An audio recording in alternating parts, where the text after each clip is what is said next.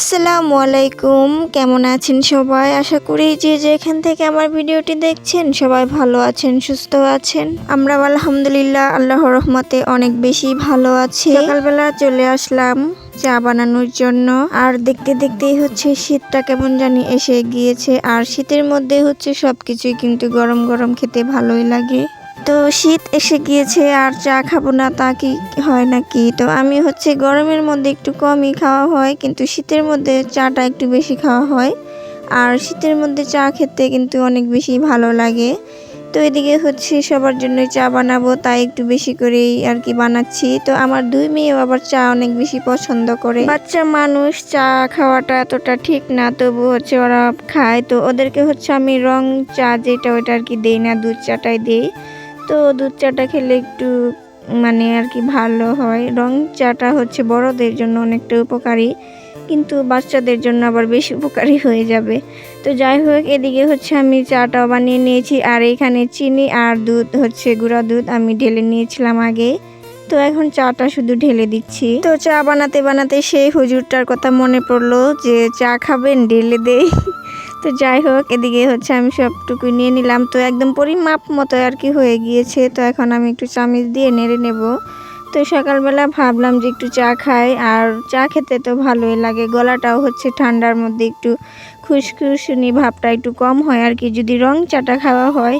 তো আমি হচ্ছে আবার রং চাটা বেশি পছন্দ করি না, এই দুধ চাটাই আমার খেতে ভালো লাগে। তো মাঝে মাঝে যখন গলাটা বেশি খুশখুশনি হয় তখনই হচ্ছে রং চাটা খাই, তাছাড়া আমি এই চাটা আর কি খাই। তো যাই হোক, এদিকে আবার বিস্কিটের প্যাকেট ছিল একটা, তো এটাও হচ্ছে সাথে করে নিয়ে নেব।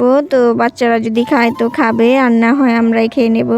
তো এই তো আমার চাটা বানানো একদম রেডি হয়ে গিয়েছে। তো দেখতে কেমন হয়েছে বলেন তো? অনেক সুন্দর হয়েছে কিন্তু কালারটা। তো এদিকে খাওয়া দাওয়া করে এখন দুপুরবেলা রান্না করব। তো আগে হচ্ছে আমি মাংসটা ভিজিয়ে রেখেছিলাম, তো এইগুলা হচ্ছে একদম ছুটে গিয়েছে। সাথে হচ্ছে আমি আলু কেটে নিয়েছি। তো আলু দিয়ে মাংসটা রান্না করব। গরুর মাংস ছিল, তো এটা আর কি রান্না করব। তো সব কিছু একদম কাটাকুটি করে নিয়েছি। সাথে হচ্ছে আদা রসুন বাটা ছিল না, ওইটাও বেটে নিয়েছি।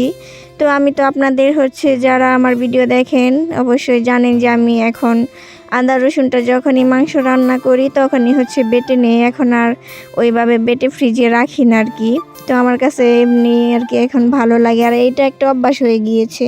তো এদিকে আর কি রান্নাটা বসিয়ে দিলাম। সাথে হচ্ছে গরম মশলা পেঁয়াজ আগে ভেজে নিয়েছি, এখন আদা রসুন আর জিরে বাটা দিয়ে দিলাম। তো এখন একটু মিক্স করে নেব।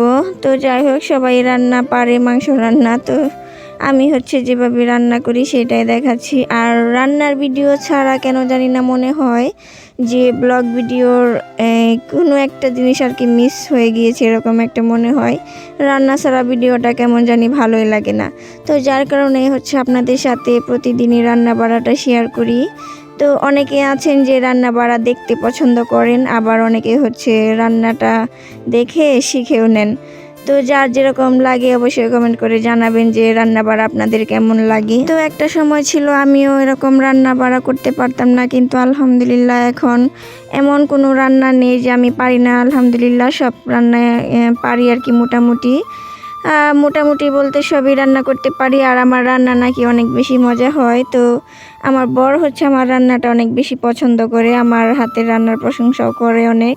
তো আমার কাছে না শুনতে অনেক বেশি ভালো লাগে। তো সবারই আর কি ভালো লাগারই কথা, শুধু যে আমারই ভালো লাগে প্রশংসা শুনতে এমনটা কিন্তু না। পৃথিবীতে যত স্বামী স্ত্রী আছে সবারই হচ্ছে স্বামীর একটু প্রশংসা যদি পায় স্ত্রীরা, তাহলে হচ্ছে তারা অনেকটা বেশি হ্যাপি হয়ে যায়।